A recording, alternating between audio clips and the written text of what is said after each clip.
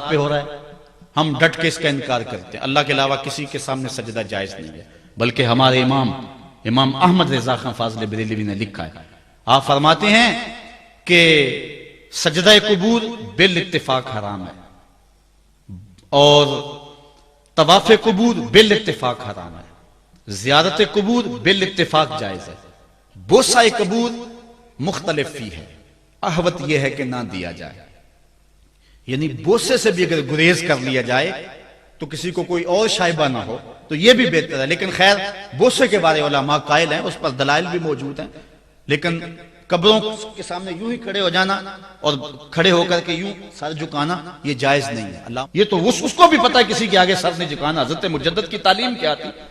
یہی بات کہی تھی اکبر نے کہ سجدہ نہیں کرتے تو ساری جھکا دی، آپ نے فرمایا نہیں جھکاؤں گا۔ پھر اس نے آپ کو دربار میں بلوایا، سازش کی، دروازہ چھوٹا رکھا کہ حضرت مجدد الفسانی جب داخل ہوں گے تو سر جھکا کے تو گزریں گے، تو کہوں گا لو سر جھکا ہی لیا، لیکن جن کے سر کو اللہ بلند کرے کون جھکا سکتا ہے؟ حضرت مجدد جب دروازے پہ پہنچے تو سمجھ گئے کہ یہ میرے لیے ایک جال بنا گیا ہے کہ جھکوں گا تو گزروں گا۔ آپ نے پہلے اپنی ٹانگیں داخل کی تو اقبال خراج پیش کرتا ہے، حاضر ہوا میں شیخ مجدد کی لہر پر، وہ خاک کے زیر فلک مطلع انوار، گردن نہ جھکی جس کی جہانگیر کے آگے، جس کے نفس گرم سے ہے گرمی احرار، وہ ہند میں سرمایہ ملت کا نگہبان، اللہ نے بر وقت کیا جس کو خبردار۔ اس لیے کسی کو اپنے سامنے جھکانا یا کوئی میرے لیے کھڑا ہو، حضور نے یہ بھی فرمایا کہ جو شخص یہ ارادہ رکھے کہ میرے لیے لوگ کھڑے ہوں اپنا ٹھکانہ جہنم میں تلاش کرے۔ آج خود اگر کوئی کھڑا ہو جائے تو یہ اس کی مرضی، اور حضرت سعد آئے، حضور نے فرمایا قوموا الی سیدکم، یہ تمہارا سردار آیا، اس کا اٹھ کے استقبال کرو۔ لیکن اگر کوئی خود چاہے کہ میرے لیے کھڑے ہوں تو اس کے لیے یہ وعید فرمائی۔ اس طرح اگر تمہارے کوئی ہاتھ چوم لیتا ہے لیکن ہاتھ چومنے کے بغیر یوں گردن جھکانا یہ درست نہیں ہے، لیکن ہاتھ چومنے کے لیے تو وہ صحابہ کے عمل سے ثابت ہے۔ لیکن اگر کوئی چاہے کہ میرے ہاتھ چومے جائیں اور اگر جو نہیں چومتا تو اس سے ناراض ہو جاتے ہیں۔ میں ایک دفعہ ایک صاحب کو ملنے گیا تو ہم ہر شخص کے ہاتھوں نہیں نہ چومتے، آخر جو ہے وہ کسی کے ہاتھ چومنے ہو تو پھر کچھ دیکھنا بھی تو ہوتا ہے، دل اسے دے دیں جو دل بھر ہی نہ ہو، تو ہم تو کسی کے ہاتھ چومتے ہیں نا، ہم وہ ہاتھ چومتے ہیں، وہ پاؤں چومتے ہیں جو راہ حق کے مسافر ہوتے ہیں، ہم ان ہاتھوں کو بوسہ دیتے ہیں اور اگر ہماری آنکھوں کی پلکوں کے ساتھ لگ جائیں تو اعزاز سمجھتے ہیں۔ تو خیر میں نے مصافحہ کیا تو ناراض ہو گئے، انہوں نے پکڑ کے میرے ہاتھ چوم لیے، کہنے لگے لو کیا بگڑا ہے میرا؟ میں نے کہا کہ ٹھیک ہے تمہارا کچھ نہیں بگڑا لیکن میرا بھی کیا بگڑا اگر نہیں چومے تو یہ عجیب سی کہانی ہے، ناراض ہو جاتے ہیں۔ ایک بت خانے بنے ہوئے ہیں، لوگ آئے ہمیں خدا ملاؤ، تم نے اپنی پوجا شروع کروا دی۔ لوگ آئے کہ خدا کا نام جپا جائے اور تم صرف اپنی ہی خوشامد چاہتے ہو، ہر وقت تمہارا ہی ذکر ہو۔ میں کتنے آراس کو جانتا ہوں جہاں اللہ رسول کا ذکر نہیں ہوتا، پیر کا ہی ذکر ہوتا ہے، کرامتیں بیان ہوتی ہیں، اور پھر آج کل جھوٹی کرامتوں کا ایک کاروبار چلا ہوا ہے۔ عجیب رنگ ڈھنگ ہے، عجیب بات ہے، خوابیں گھڑی جا رہی ہیں، کرامتیں گھڑی جا رہی ہیں۔ میرے پاس بھی کئی لوگ آئے خوابیں لے کر، جی یہ ہم نے دیکھا ہے، میں نے کہا تم نے دیکھا ہوگا، میں نے نہیں دیکھا ہے۔ لوگ بڑے مفاد پرست ہیں، بڑے بڑے رنگوں میں آتے ہیں۔ ایک بندہ میرے پاس ایک دفعہ آیا کہ جی میرے پاس 12 موئے مبارک ہے، میں 2 آپ کو دینا چاہتا ہوں۔ میں نے کہا تو لوٹ سیل لگائی ہوئی ہے، موئے مبارک کوئی تماشا ہے؟ جہاں سے مرضی کو بال اٹھا کے کہہ دیتا ہے یہ حضور کا موئے مبارک ہے، یہ کوئی تماشا ہے؟ اگر کوئی ہے اور کثرت سے دنیا پر موجود ہیں وہ تو برکت والی بات ہے، لیکن آج ہر لئی میں رازدار دین شدے والی بات ہے، اور ہر شخص جو مرضی دعویٰ۔ ایک بندے نے ایک دن مجھے رات کو فون کیا، جناب کہاں ہے؟ میں نے کہا گھر میں ہوں۔ کہنے ذرا باہر نکل کے دیکھو۔ میں نے کہا کیا ہے؟ کہا جی آسمان کی طرف دیکھو۔ میں نے کہا ہوا کیا ہے؟ کہنے لگا چاند کے اندر حضور کی تصویر ہے۔ میں نے کہا تو پاگل ہے، لوگوں نے زندگیاں گزار دی اور زیارت نہ ہوئی، اور تو جو ہے لوٹ سے لگا دی ہوئی ہے کہ چاند کے اندر تصویر لگا دی۔ میں نے کہا کمال ہے، کوئی بات کرنے والی ہے تیری؟ ہمارے ہاں ذوف الاعتقادی اتنی پھیل گئی ہے کہ جو بات کرے لوگ پیچھے دوڑ پڑتے ہیں۔ کئی ایسے واقعات ہوئے ہیں، کوئی کہتا ہے میرے گھر میں حضور کے قدم لگے ہیں، کوئی کچھ بول رہا ہے، کوئی کچھ بول رہا ہے۔ یہ لوگ اللہ سے ڈرتے نہیں ہیں، خوف نہیں کرتے۔ جھوٹی خوابیں، جھوٹی کرامتیں اگر سچی ہیں تو میں ان کا انکار نہیں کرتا، لیکن اس وقت معاشرے کے اندر جو کچھ ہو رہا ہے میں اس کی نشاندہی کر رہا ہوں۔ اپنے بھی خفا مجھ سے ہیں، بیگانے بھی ناخوش، میں زہر حلال کو کبھی کہہ نہ سکا کند، بات وہی کہتا ہوں سمجھتا ہوں جسے حق، نئے ابلۂ مسجد ہوں نئے تہذیب کا فرزند۔ میں کہتا ہوں اگر جھوٹوں کے پیچھے چلو گے رسول اللہ ناراض ہو جائیں گے تم سے۔ یہ جرت کیوں کرتے ہو؟ یہ ہمت کیوں کرتے ہو؟ کیوں جھوٹے دعوے کرتے ہو؟ سچ بولو، تمہارے پیچھے کوئی لگے یا نہ لگے اس کی پرواہ نہیں ہے۔ یا ایھا الذین آمنوا اتقوا اللہ وقولوا قولا سدیدا، اللہ فرماتا ہے ایمان والو سیدھی سیدھی بات کرو، پھر کیا ہوگا؟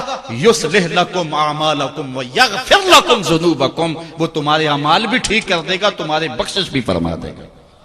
نہ لوگ اکٹھے ہوں، نہ مجمع بنے، نہ حلقہ بنے، یار یہاں تو 72 ہوں تو وہ بھی قبول ہے، یہاں مقدار نہیں دیکھی جاتی، یہاں معیار دیکھا جاتا ہے، سر نہیں گنے جاتے، دل گنے جاتے ہیں، یہاں یہ دیکھتے ہیں۔ مت لوگوں کو جو ہے وہ کھلونے دے کے بہلاؤ اور لوگوں کی عقیدتوں کو لوٹو اور لوگوں کے ساتھ ظلم کرو، زیادتی کرو، اپنی آخرت بھی کالی کرو اور لوگوں کی آخرت بھی کالی کرو۔ آپ دیکھیں دائیں بائیں، اپنی نظر رکھیں، نگہباں بن کے جو اہل چمن کی آبرو لوٹے، چمن والو عقیدت چھوڑ دو ایسے نگہباں کی، کوئی حق کا مسافر تلاش کرو، چاہے اس کے کپڑے پھٹے ہوئے ہوں، کرامت اس کی نہ ہو ساری زندگی کے اندر، لیکن محمد عربی کی غلامی تو ہونا۔ حضرت شاہ نقشبند بخاری سے کسی نے پوچھا حضور آپ کی کوئی کرامت؟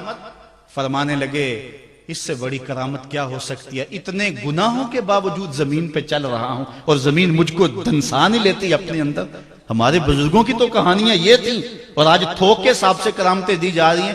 آج کے پیروں کی اتنی کرامتیں، غوث پاک کی بھی اتنی کرامتیں بیان نہیں ہوتی جن کی ان کی کرامتیں بیان ہو رہی ہیں، دڑا دڑ کرامتیں بیان کر رہے ہیں۔ ایک بندے کے یہاں بچہ پیدا ہوا اور اس نے یہ شور کر دیا کہ یہ رمضان کے دنوں میں دودھ نہیں پیتا، اس لیے کہ حضرت غوث پاک بھی نہیں پیتے تھے، وہ بھی پیدائشی غوث تھے اور یہ بھی پیدائشی غوث ہے، اور رمضان کے دنوں میں دودھ نہیں پیتا۔ اچھا کوئی 2-4 ماہ گزرے تو اس غوث کی ماں کو طلاق دے کے نئی عورت سے شادی کر لی۔ میں نے کہا کم از کم اتنا تو خیال رکھتے، جس نے غوث جنم دیا ہے اس کو تو عزت سے گھر سے رکھتے۔ تو یہ کیا تماشے ہیں، کیا لوگ بے وقوف ہیں؟ اب لوگ سمجھنے لگے ہیں، لوگ جو ہے وہ ان وجہ سے پھر دور دین سے ہوتے ہیں، نقصان یہ ہوتا ہے۔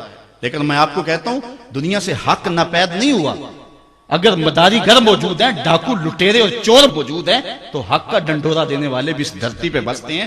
ہمارا رویہ یہ ہے کہ ہم کسی ایک شخص سے بدظن ہو جاتے ہیں تو پورے طبقے سے بدظن ہو جاتے ہیں۔ کئی بندوں کو میں سنا جو میں دیکھا ہوا ہے پیروں کو، اور تو نے دیکھے ہوئے ہی نہیں ہے، جن کو مل کر زندگی سے عشق ہو جائے وہ لوگ شاید آپ نے دیکھے نہ ہو، مگر ایسے لوگ بھی ہیں کہ جن کو دیکھ کر کے زندگی گزارنے کا ڈھب آ جاتا ہے، سلیقہ اور طریقہ آ جاتا ہے۔ ان لوگوں کی تلاش کرو۔ اگر ایک دکان سے کپڑا صحیح نہ ملے، سودا صحیح نہ ملے تو آپ جو ہے کیا کھانا پینا چھوڑ دیتے ہیں؟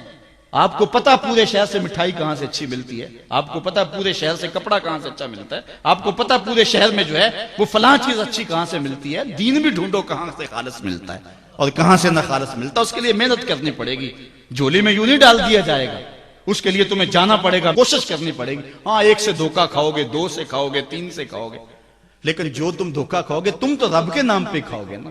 حضرت عمر رضی اللہ تعالیٰ عنہ کی عادت تھی، جو غلام لمبی نمازیں پڑھتا اس کو آزاد کر دیتے۔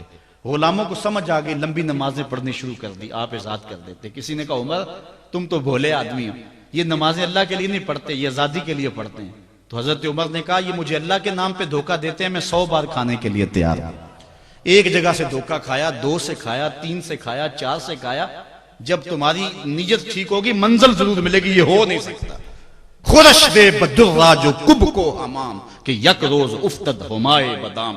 سادی کہتے ہیں چارہ ڈالتا جا، دانا ڈالتا جا، کبھی تتر آئے گا، کبھی مور آئے گا، کبھی کبوتر آئے گا، پھر ایک دن جس کو تو تلاش کرتا ہے وہ ہما بھی تو آ ہی جائے گا نا۔